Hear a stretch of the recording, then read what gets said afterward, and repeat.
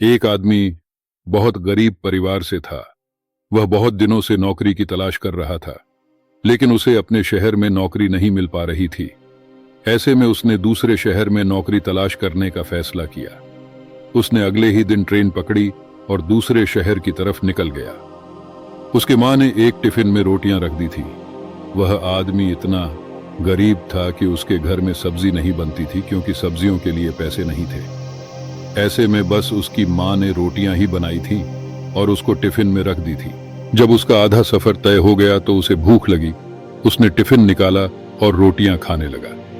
जिस तरह से वह रोटियां खा रहा था, उसके आसपास बैठने वाले लोग उसे देख रहे थे। वह पहले रोटी तोड़ता, फिर टिफिन में घुमाता, जैसे कि उस टिफिन में सब्जी हो, फिर निवाला बनाकर अपने मुंह में डालता। ऐसा लग रहा था कि मानो रोटी के साथ सब्जी भी खा रहा है। लोग उसे हैरान से देख रहे थे। वह ऐसा क्यों कर रहा है, उन्हें समझ नहीं आ रहा था। एक आदमी ने उससे पूछ ही लिया कि भाई, तुम्हारे पास में केवल रोटी ही है, तो तुम रोटी को घुमाकर मुंह में क्यों डाल रहे हो?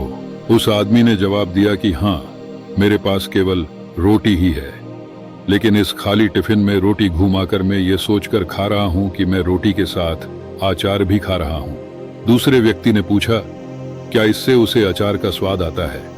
उस आदमी ने कहा कि मैं रोटी अचार सोचकर खा रहा हूं, तो मुझे स्वाद भी आ रहा है। जब उसके आसपास बैठने वाले लोगों ने यह बात सुनी, तो एक आदमी बोला कि अगर सोचा ही था तो अचार क्यों सोचा? मटर पनीर या शाही पनीर सोच लेते।